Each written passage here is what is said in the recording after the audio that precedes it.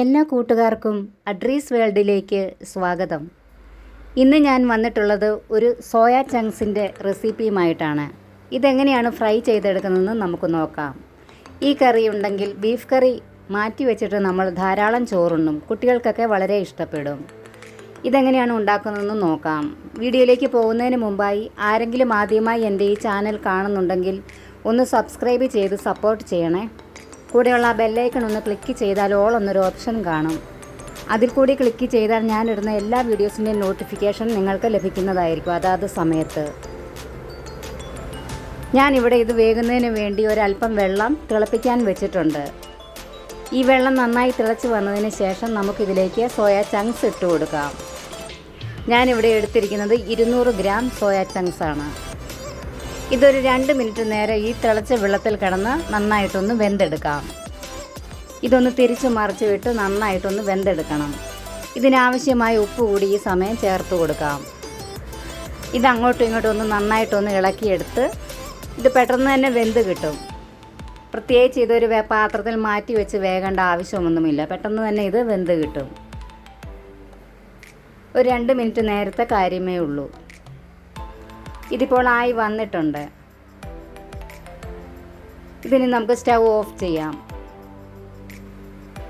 ഇതിനി മറ്റൊരു പാത്രത്തിലേക്ക് നമുക്ക് കോരി മാറ്റാം. ഞാനിത് കോരി മാറ്റുന്നതിനായിട്ടൊരു വലപ്പാത്രമാണ് എടുത്തിട്ടുള്ളത്.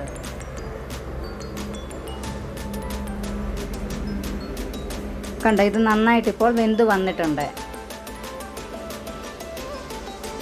ഇനി നമുക്കിത് ഒരു പാത്രത്തിലേക്ക് കോരി മാറ്റാം. ഇതുപോലെ ഒരു നെറ്റിൻ്റെ പാത്രമാണ് എടുത്തിരിക്കുന്നത്. ഇതിലേക്ക് നമുക്കിത് കോരിയെടുക്കാം.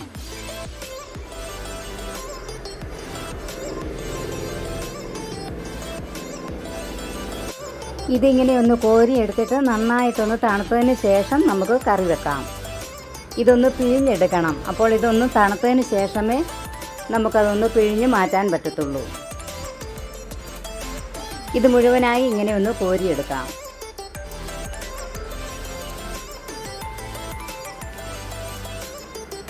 ഇത് വളരെ പെട്ടെന്ന് തന്നെ തയ്യാറാക്കാൻ പറ്റിയ ഒരു റെസിപ്പിയാണ് ഈ സോയ ചങ്ക്സ്. ബീഫ് കറിക്ക് പകരമായിട്ട് ഇത് നമുക്ക് ഉപയോഗിക്കാൻ പറ്റും. ബീഫ് കറി മാറ്റി വെച്ചിട്ട് നമ്മളിത് ചോറുണ്ണും. അത്രയ്ക്ക് നല്ല ടേസ്റ്റാണ് ഈ കറിക്ക്. ഇതിപ്പോൾ വെള്ളമൊക്കെ നന്നായിട്ടൊന്ന് പോകാനായിട്ട് ഇവിടെ ഇരിക്കട്ടെ. ഇപ്പോൾ വെള്ളം നന്നായി പോയിട്ടുണ്ട്. ഇനി നമുക്കിതൊന്ന് പിഴിഞ്ഞെടുക്കാം. നന്നായിട്ട് തന്നെ ഇത് ഒന്ന് പിഴിഞ്ഞെടുക്കണം. ഇതിൻ്റെ ഈ വെള്ളമൊക്കെ ഇതുപോലെ നന്നായിട്ടൊന്ന് പോകണം.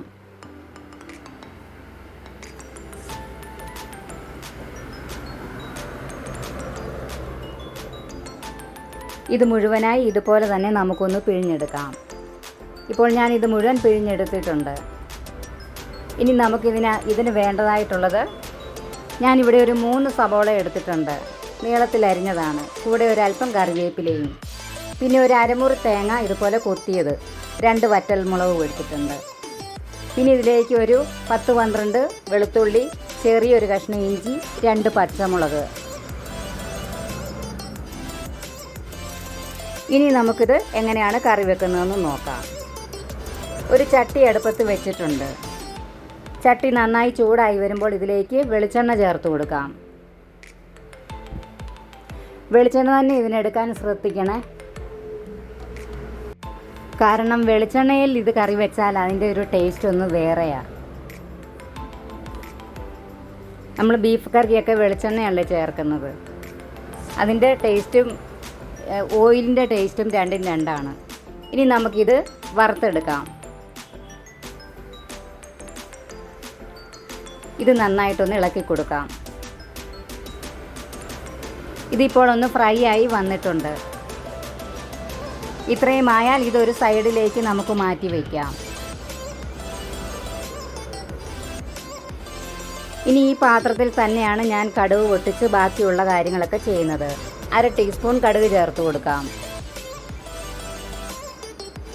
ഈ കടുകൊക്കെ നന്നായിട്ടൊന്ന് പൊട്ടി വരണം.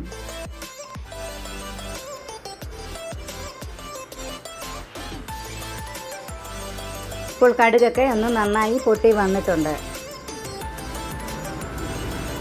ഇനി ഇതിലേക്ക് നമുക്ക് കുറച്ച് കറുവപ്പട്ട, 1/2 ടീസ്പൂൺ പെരുംജീരകം, 8 ഗ്രാമ്പു, 8 ഏലക്ക, ഒരു പകുതി തക്കോലം ഇത്രയും കൂടി ചേർത്തിട്ട് നന്നായിട്ടൊന്ന് ഇളക്കി കൊടുക്കാം.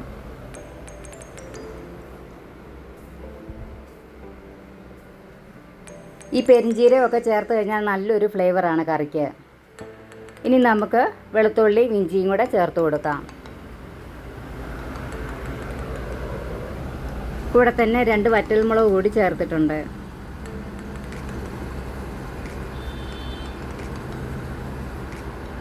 ഇനി ഇതിലേക്ക് ഒരു 2 പച്ചമുളക് വട്ടത്തിൽ അരിഞ്ഞത് കൂടി ചേർത്ത് കൊടുക്കാം. ഈ മുളകിൻ്റെ പച്ചമണമൊക്കെ ഒന്ന് മാറി കിട്ടിക്കഴിയുമ്പോൾ ഇതിലേക്ക് അരിഞ്ഞു വെച്ചിരിക്കുന്ന സബോള ചേർത്ത് കൊടുക്കാം. ഞാനൊരു 3 വലിയ സബോളയാണ് ഇതിനു വേണ്ടി എടുത്തിരിക്കുന്നത്. ഇതുപോലെ നീളത്തിൽ അരിഞ്ഞിട്ട് വേണം വഴറ്റിയെടുക്കാൻ. പെട്ടെന്ന് വഴന്നു വരുന്നതിനായി ഇതിലേക്ക് ഒരല്പം ഉപ്പ് ചേർത്ത് കൊടുക്കാം.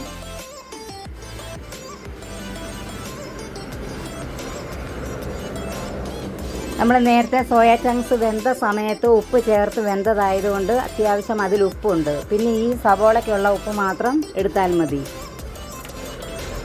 അല്പം കറിവേപ്പില കൂടി ചേർത്ത് കൊടുക്കാം.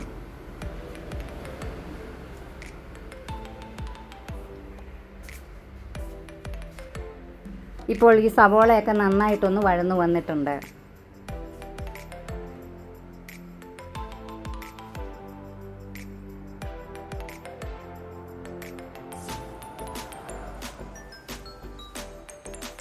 ഇത്രയും ആയാൽ ഇനി നമുക്കിതിലേക്ക് പൊടികളൊക്കെ ചേർത്ത് കൊടുക്കാം. ഈ പാത്രത്തിൽ തന്നെയാണ് ഞാൻ പൊടികളൊക്കെ ചേർക്കുന്നത്. ഒരല്പം വെളിച്ചെണ്ണ ഇതിലേക്ക് ഒഴിച്ചു കൊടുക്കാം.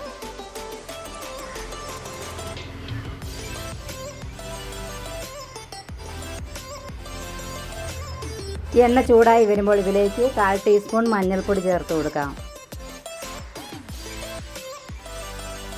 2 ടീസ്പൂൺ കാശ്മീരി മുളക് പൊടി ചേർക്കുന്നുണ്ട്.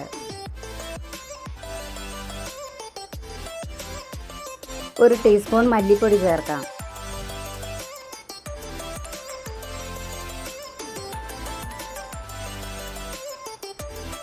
ഇനി ഇതിലേക്ക് 1 ടീസ്പൂൺ കുരുമുളക് പൊടിയാണ് ചേർക്കുന്നത്.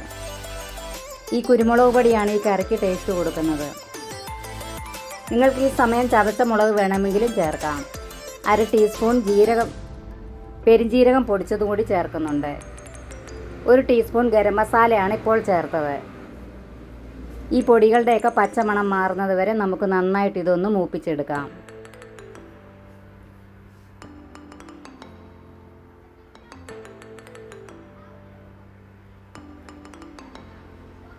ചതച്ച മുളക് വേണമെങ്കിലും നിങ്ങൾക്ക് ചേർക്കാം കേട്ടോ. ഞാനിപ്പോൾ ഇത് പൊടി ചേർത്തെന്നുള്ളതേ ഉള്ളൂ. ഇനി ഇതെല്ലാം കൂടി നന്നായിട്ടൊന്ന് മിക്സ് ചെയ്യാം. പൊടികളുടെ പച്ചമണം മാറുന്നത് വരെ ഒന്ന് വഴറ്റി കൊടുക്കാം.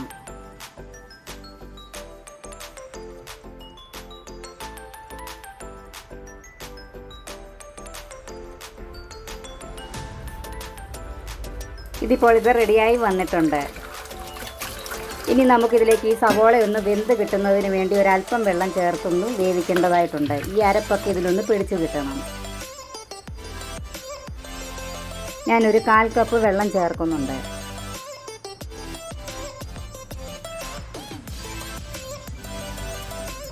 നന്നായിട്ടൊന്ന് മിക്സ് ചെയ്തെടുക്കാം.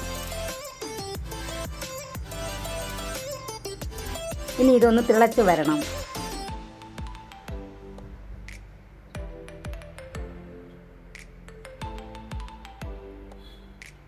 ഇതിനാവശ്യമായ ഉപ്പ് കൂടി ചേർത്ത് കൊടുക്കുക. ഈ സമയം നന്നായിട്ടൊന്ന് മിക്സ് ചെയ്യാം.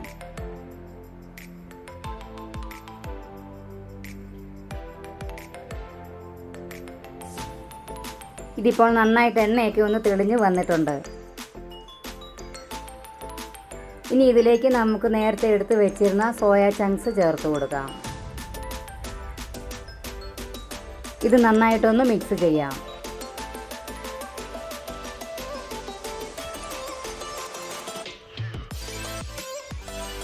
ഇപ്പോൾ തന്നെ കറിക്ക് നല്ലൊരു മണമുണ്ട്. ഇതിലേക്ക് ഒരല്പം കറിവേപ്പില കൂടി ചേർത്ത് കൊടുക്കാം. ഒന്നുകൂടി ഒന്ന് മിക്സ് ചെയ്യാം.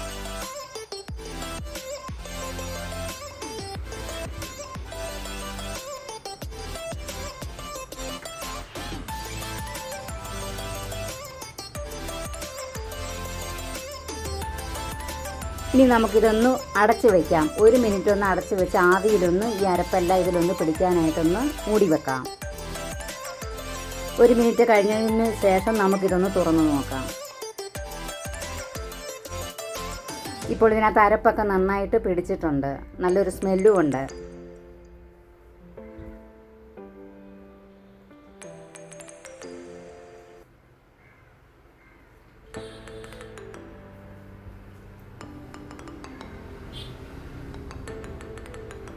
ഇനി നമുക്കിതിലേക്ക് ഒരല്പം മല്ലിയില കൂടി ചേർത്ത് കൊടുക്കാം. ഈ മല്ലിയിലയൊക്കെ ചേർത്ത് കഴിഞ്ഞാൽ കറിക്ക് തന്നെ ഒരു പ്രത്യേക ടേസ്റ്റാണ്.